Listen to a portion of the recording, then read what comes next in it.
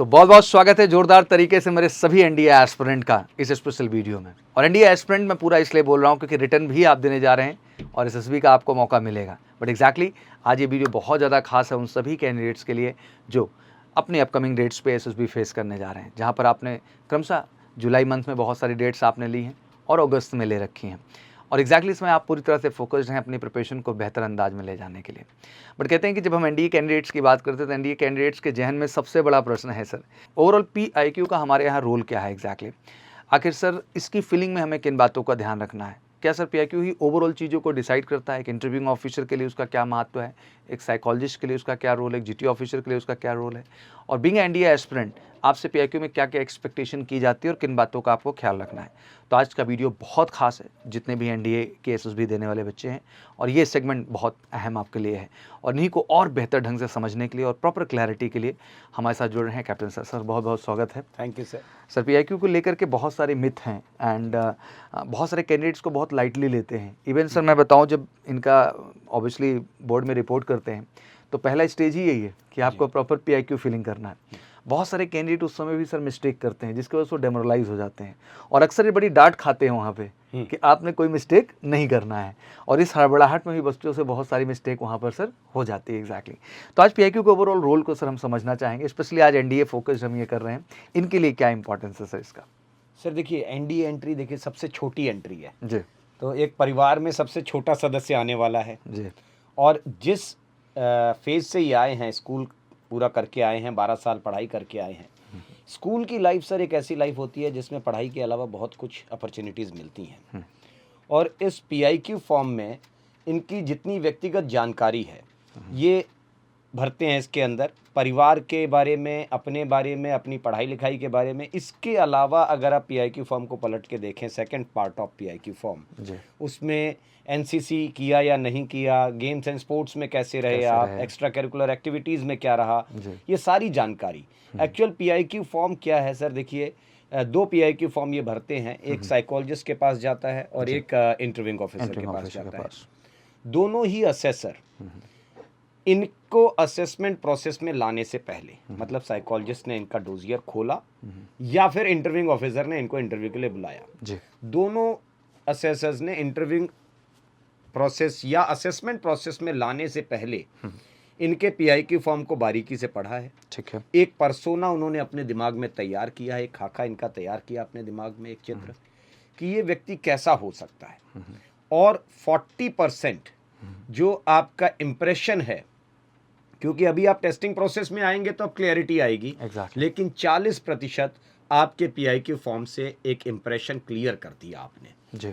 तो ये जो पीआईक्यू फॉर्म है इसको बहुत साफ सुथरा भरना चाहिए। पहली चीज तो काटे ना, अच्छी हैंडराइटिंग में भरें, और जितना आप जानकारी अच्छी देंगे उतना ही उस असेसर के अंदर आपके प्रति इच्छा जागेगी कि ये कैंडिडेट थोड़ा अच्छा है। एग्जैक्टली, है ना? There are two parts, like one is mandatory part, जिसमें देखिए शुरू से अगर पहले 8 पॉइंट आप देखते हैं तो वो सारे मैंडेटरी हैं, उसमें कुछ ऑप्शनल नहीं है। आपका नाम, आपके पिताजी का नाम, आप कहाँ के रहने वाले हैं, ज़्यादा समय कहाँ बिताया, या घर में कौन कौन है, घर में बोली जाने वाली भाषा कौन सी है आपकी, और उसके बाद आपका एकेडमिक परफॉर्मेंस, 10th कहाँ से किया, कितना परसेंटेज था, क्या आउटस्टैंडिंग क्वालिफिकेशन थी आपकी, और बाद में 12th में क्या किया आपने, या ग्रेजुएशन में क्या किया। ये सारी जानकारी देने के बाद फिर अगले जब पेज पलटेंगे आप, हालांकि अब स्लाइड चेंज आ रहा है थोड़ा सा पीआईक्यू फॉर्म में कि इनका जो एकेडमिक रिकॉर्ड है उसको इन डिटेल मांगा जाने लगा, इन डिटेल मांगा जाने, राइट है ना जी। और उसके बाद फिर पलटेंगे जब, तो पहली लाइन आती है आपका वजन कितना है, आपकी हाइट कितनी है, बस वहां तक का पार्ट मैंडेटरी है, राइट। उसके बाद सब ऑप्शनल होने लगता है। अच्छा, बहुत सारे बच्चे क्या करते हैं सर, पढ़ने में बहुत अच्छे हैं, 95% नंबर है जी, लेकिन अब पीछे पलट के देखिए तो पीआईक्यू फॉर्म खाली है, राइट। ना कोई एनसीसी है, ना गेम्स स्पोर्ट्स है, ना एक्स्ट्रा करिकुलर एक्टिविटीज है, ना हॉबी अच्छी है कोई। ये हॉबी को भी जैसे खेलते हैं, गेम्स में भी वही लिख रखा है प्लेइंग बैडमिंटन, और हॉबी में भी लिख रखा है प्लेइंग बैडमिंटन। गेम्स नहीं, कुछ और आप कर सकते हैं। एक यंगस्टर लिखता है कि जिम जाना मेरी हॉबी है ये तो आप अपनी फिटनेस के लिए कर रहे हैं। जी। तो आप अपनी फिटनेस को हॉबी में नहीं, आप खाली समय में कितने क्रिएटिव रहते एग्जैक्टली हैं, वो जरूर है, चीज़ वो बहुत जरूरी, ये डिफरेंस नहीं कर पाते हैं नहीं कर सर, पाते हैं। ये फिटनेस को भी हॉबी में जोड़ने लगते हैं। एग्जैक्टली। ओके नहीं सर, और हॉबी ऐसी होनी चाहिए जो मुझे लगता है जिसमें कुछ क्रिएटिविटी हो, सोशल रिफॉर्म हो, कुछ डेवलपमेंट हो, कुछ बेहतर इनिशिएटिव्स हों, सोशल चेंजेस कुछ क्रिएट कर रहे हो जिसके माध्यम से आप, तो एक्चुअली ये डिफरेंस नहीं कर पाती है, पर्सनल सेटिस्फैक्टरी चीज़ों को हॉबी की ज्यादा कैटेगरी रख लेते हैं सर। और देखिए, दो तरीके की हॉबी होती है, एक है एक्टिव हॉबी, एक है पैसिव हॉबी। पैसिव है। अब पैसिव हॉबी क्या है? जैसे सर मेरे को खाली टाइम मिल गया, मैं फिल्म देख रहा हूँ, मैंने 3 घंटे 2.5 घंटे बिता दिए, जी। लेकिन उस 2.5 घंटे में मैंने किसकी मेहनत को एंजॉय किया? राइट। किसी दूसरे की मेहनत को मेहनत enjoy को किया। एंजॉय किया, आपने क्या आप किया? सोचिए, एक 17-18 साल का बच्चा खाली समय में अपनी मेहनत को एंजॉय करने के बजाय बजाय दूसरे की किसी मेहनत को एंजॉय करता और वो कहते हैं ये मेरी हॉबी ये है। मेरी हॉबी है। ये पैसिव हॉबी हो गई। एक्टिव हॉबी खुद कुछ करेगा भाई, कुछ नहीं, पेंटिंग बनाएगा, एग्जैक्टली। कोई म्यूजिकल इंस्ट्रूमेंट सीखेगा, कोई इलेक्ट्रॉनिक गैजेट्स बनाएगा, रिपेयर करेगा, कोई फ्री हैंड स्केच बनाएगा, या सोशली आप कहीं एजुकेशन दे रहे हैं, किसी स्लम में पढ़ा रहे हैं, कुछ ऐसे इनिशिएटिव्स आप ले रहे हैं, कुछ तो करिए। कुछ इस तरीके का काम कर सकते हैं आप, जी। ना कि आप बैठ करके दूसरे की मेहनत को एंजॉय कर रहे हैं और ये अपने मेरी से- हॉबी, ये मेरी हॉबी है। ये मेरी और हॉबी इससे है। आप में क्या डेवलपमेंट होना है? 17-18 साल का बच्चा तो सर कुछ कमाता भी नहीं होगा, तो पिताजी से पैसा लेके अपनी अपनी हॉबी कर ली और 2.5 घंटे भी बिता दिए। ये प्रॉब्लम है सर इनके अंदर। अच्छा, अब नेक्स्ट क्वेश्चन बनता है सर, जैसे अभी आपने जिक्र किया कि 10+2 तक एकेडमिक व्यस्तता बहुत है, ये आपका कहना सही है सर। स्कूलिंग टाइम में हमें बहुत सारी अपॉर्चुनिटीज़ मिलती हैं, बट आज के टाइम में सर वो भी काफ़ी हद तक कमज़ोर अब दिखने लगी हैं। बच्चों पे एकेडमिक्स प्रेशर्स काफ़ी ज़्यादा हैं सर। और सर हो भी क्यों ना, जैसे अब हम टीएस एंट्री को ही देख लें सर, टेक्निकली बच्चे अच्छे परसेंटाइल चाह रहे हैं जेई के अंदर सर। एनडीए भी सर यूपीएससी का स्टैंडर्ड इंक्रीज़ करती जा रही है, जे लेवल का पेपर अब हो रहा है सर। तो एकेडमिक फोकस की ज़रूरत तो है सर। अगर 8 to 10 आवर्स आप नहीं पढ़ रहे हैं फोकस तरीके से, तो आउटपुट तो नहीं आना है। इन सब के दौरान जैसे आपने कहा सेकंड पार्ट जो कि कंपलसरी नहीं है, अब वहाँ की सच्चाई शुरू होती है सर। एक्स्ट्रा करिकुलर के टू, देखिए ये तो है एक्सक्यूज़, मैं भी ये मानता हूँ, ठीक है, मैं इस चीज़ को इनकी तरफ से बोल जरूर रहा हूँ सर कि हाँ ये समस्याएं हैं, बट ये सब ब्लडी एक्सक्यूजेज हैं, जिसको जो कुछ करना है सर वो करेगा। एग्जैक्टली। ये एक्चुअली कह लीजिए टेक्निकली एक्टिव हॉबी में कम इन्वॉल्व है, इसमें पैसिव में ज़्यादा इन्वॉल्व हो गए और उसको मान लेते हैं कि वही सही है मेरे लिए और उसी को मेरे को बताना है। एग्जैक्टली। बट क्वेश्चन ये बनता है सर कि क्या बच्चे करें जो इन चीज़ों में, क्योंकि अब देखिए समय कम है, अगले 2 महीने में एसएसबी इनके शेड्यूल लग रहे हैं सर, तो अभी एक्टिव हॉबी या कुछ एक्स्ट्रा कैलकुलर में जो चीज़ें अभी तक हैं ही नहीं एक्चुअली इनके लाइफ में सर, उसको कैसे ईमानदारी के साथ ये लाएं उस फेज 2 में सर, और कैसे फिल करें उन चीज़ों को? सर बड़ी समस्या पता है क्या है, कि ये बच्चे जो पढ़ते हैं ना, ये पढ़ाई भी दबाव में करते हैं जी। इनकी इच्छा नहीं है, एग्जैक्टली। ये सिर्फ डर की वजह से पढ़ रहे हैं। यही गलत है। ये गलती है। हाँ, बहुत बड़ी गलती है। पढ़ाई हमेशा उत्साह से होती है। राइट।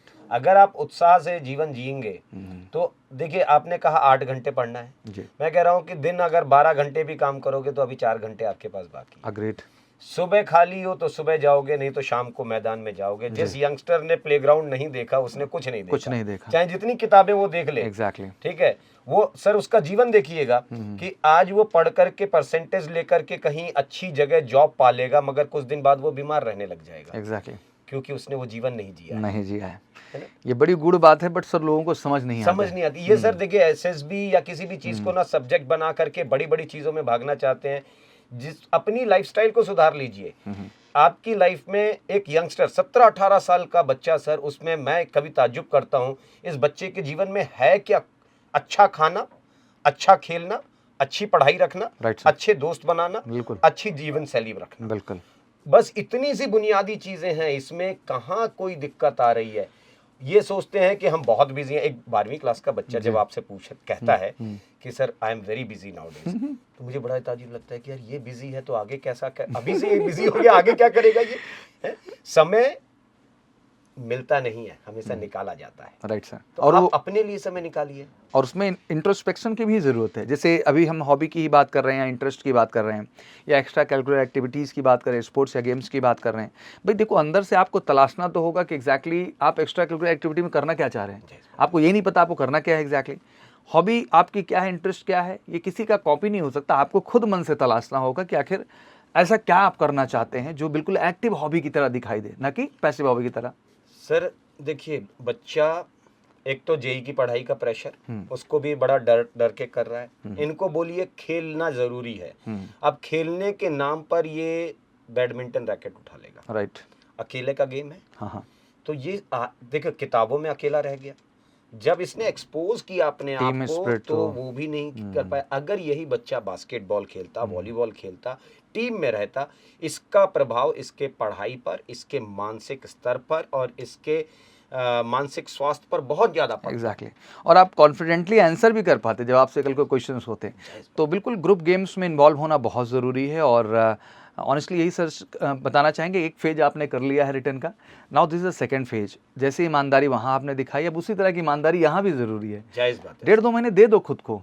हमने तो 90 डेज प्लान ही सर इसीलिए लाया है, इसलिए लाए हैं सर। और देखिए, अगर आप अपने जीवन के लिए समय अभी इस एज में अगर अपने ट्रांसफॉर्मेशन के लिए आप काम नहीं कर सकते हैं तो फिर कब करेंगे? कब करेंगे? ये मौका किसी किसी को मिलता है।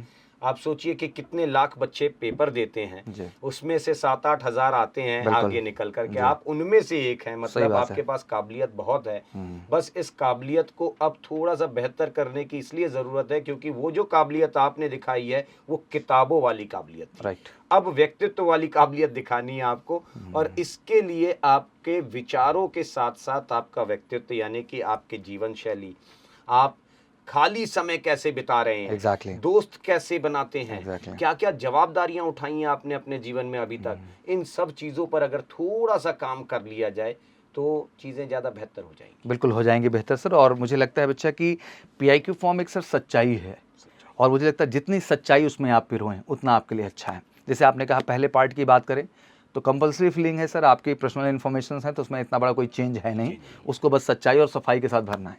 बट सेकंड पार्ट की जब हम बात करते हैं तो मुझे लगता है उतनी ही सच्चाई की उसमें भी ज़रूरत है। हाँ, उसमें सच्चाई दिखानी है तो पहले अपने जीवन को बदलना पड़ेगा। एग्जैक्टली, हाँ, और वो चीज़ आ जाएगी, अभी भी टाइम है। अगर अभी से भी इन्वॉल्वमेंट आप दिखाए, इसके लिए ऐसा नहीं कि आप 20 साल से कोई गेम खेल रहे हैं तभी आप बहादुर हैं। आप 20 दिन में भी अपने को इन्वॉल्व करके उस लेवल पर डेवलप कर सकते हैं। जी, कम से कम आपके अंदर सीखने की इच्छा है, ये तो अच्छी बात है। एग्जैक्टली, ये किताबों में उलझे रहते हैं सर। मैं कहता हूँ कि एक छोटी किताब आप स्टोरी टाइप कुछ खरीद लीजिए, द ब्रेव हार्ट्स या इस तरीके तो की कोई पढ़िए, किताब पढ़िए, अच्छा रात लगेगा। में सोने से पहले अगर 4 पेज ये उसके पढ़ लें, राइट सर, तो इनके दिमाग में कितने अच्छे विचार आएंगे। और यही पॉजिटिविटी की एक्सपेक्टेशन तो पूरे एसएसबी प्रोसेस में है। बिल्कुल है। टेस्ट ही पूरे स्ट्रेस्ड सिचुएशन का है सर। एक्चुअल सर इन्होंने ना खुद को ओवरबर्डन कर रखा है। Exactly. एक 12वीं क्लास का बच्चा सुबह उठता है, मैथ साइंस में लगा रहता सुबह से ही। है, और अक्सर देखिएगा वो सोने जाने से पहले निराश होकर के सोता है। खुश होकर के सोने वाले बहुत कम बच्चे मैंने देखे हैं। वो थकावट होती है उसके जीवन में, वो निराशा होती है, ये क्वेश्चन नहीं आया, मुझे आगे क्या होगा, कितनी रैंक आएगी, ये कैलकुलेशन करके आप सो रहे हैं। अब इसके बाद फिर जो विचार आएंगे आपके सोने के समय अनकॉन्शियसली जो आपके दिमाग में डेवलप हो रहा है वो भी तो नेगेटिव ही डेवलप हो रहा है। तो थोड़ा पॉजिटिविटी लाइए, खुश रहिए। और मुझे लगता है पीआईक्यू फॉर्म आपकी पूरी पॉजिटिविटी की ही प्रेजेंटेशन है। तो अपने आप को बिल्कुल थोड़ा सा अपना इंट्रोस्पेक्शन करें सर, ये एनालाइज करें कि जो आप उसमें लिखने जा रहे हैं उसके प्रति आप कितने ईमानदार हैं, कितने सच्चे हैं। और एक अच्छी बात कि हमने 90 डेज प्लान के विषय में जब बात की तो हमारा उद्देश्य भी यही था कि बच्चे ज़्यादा से ज़्यादा हमारे कैंपस में रहे, नए दोस्त बनाए सर, ज़्यादा से ज़्यादा प्रैक्टिस करें, हंसे खेले, एंजॉय करे, सारे ऑप्शंस ओपन किए हमने। इसका उद्देश्य यही था कि थोड़ा सा उस एकेडमिक बर्डन से ये बाहर आएँ सर, लाइफ को थोड़ा रिलैक्स करें, एंजॉय करें, चिल करें और बहुत पॉजिटिव नोट के साथ जाएं और अपनी रियल पर्सनालिटी जो असल में है उसको वहाँ प्रेजेंट करें। बिल्कुल बिल्कुल सर, क्योंकि इन्होंने उसको भी सब्जेक्ट बना लिया। वो नहीं बनने देना है, उसको हमें उस सेंस में डेवलप करना है जैसे चाहिए। और ऑब्वियसली हमारे कैंपस में प्रोसेस है और ट्रेनिंग का हमने बेसिक मेथोलॉजी भी सर स्टार्टिंग से ही रखी कि असेसमेंट है बच्चा, फीडबैक है और फिर उसका डेवलपमेंट है। और मुझे लगता है ये तीनों पॉलिसी की जब हम बात करते हैं तो एमकेसी ही सर इनको 90 डेज प्लान में वो प्रोवाइड करता है। बिल्कुल प्रोवाइड करती है सर। और ये इंस्टीट्यूट इन बच्चों को वाकई मतलब जो बच्चे देख रहे हैं अभी, मैं आज जब देख रहा था जब ये बच्चे आए थे और आज मैं 15 दिन बाद उनको देख रहा हूँ, 16 दिन बाद, तो सर बहुत बदलाव आ रहा है। रादर मैं आपसे अभी बात भी कर रहा था कि सर उस बच्चे में मैं बहुत बड़ा ट्रांसफॉर्मेशन देख रहा हूँ। ये बड़ी खुशी का विषय है सर। हाँ, अंदर से भी खुशी होती है सर, सिखाने का मन करता है कि इस बच्चे के साथ अब कुछ मेहनत की जा सकती है। अजय, जब आप हर चीज को सब्जेक्ट बना लोगे आप खुश नहीं रह सकते। एग्जैक्टली। खुश रहने में सर कौन सी टेक्निक लगती है? कोई टेक्निक नहीं है, कोई टेक्निक नहीं है, बस इन्हें थोड़ा सा मेंटली फ्री होना पड़ेगा और ये समझना होगा कि चीजों को प्रेशर लेके नहीं, चीजों को रिलैक्स होके एंजॉय करके भी बेहतर किया जा सकता है। The moment they will start learning how to convert their pressure into pleasure. Right sir. How to convert their stress into interest. अगर ये चीज़ इनको समझ में आ जाए तो मैं कहता हूँ कि एनडीए से अच्छी एंट्री, एनडीए से आसान एंट्री, एसएसबी से आसान एग्जामिनिंग या टेस्टिंग प्रोसेस, सही बात कुछ है, नहीं लगेगा, सही बात ये है, एंजॉय करेंगे। कोई उसको। सब्जेक्ट का टेस्ट नहीं है सर, कौन सा मैथ का साइंटिस्ट बनना है, फिजिक्स का और केमिस्ट्री का, एक सिंपल पर्सनैलिटी ही तो जज की जा रही जायज़ है बात है, और बस उसको सच्चाई के साथ रखना है। तो पीआईक्यू का ये डिस्कशन था, हमारा सर का डिस्कशन बढ़ता ही जाएगा और बेहतर ढंग से पीआईक्यू को समझने के लिए और बेहतर अपने आप को डेवलप करने को। इस बार श्योर शॉर्ट रिकमेंडेशन के लिए बिल्कुल जुड़िए हमारे स्पेशल बैचेस का, जो भी टाइम आपके पास है, 45 डेज है, 60 डेज है, 90 डेज है, 30 डेज है, whatever time you have, please come to us, will really work hard on you and obviously अगर एनडीए आपने रिटर्न निकाला है तो एसएसबी कमिटमेंट के साथ हम आपके क्वालिफाई कराएंगे। Thank you so much, wish you good luck, जय हिंद, जय भारत।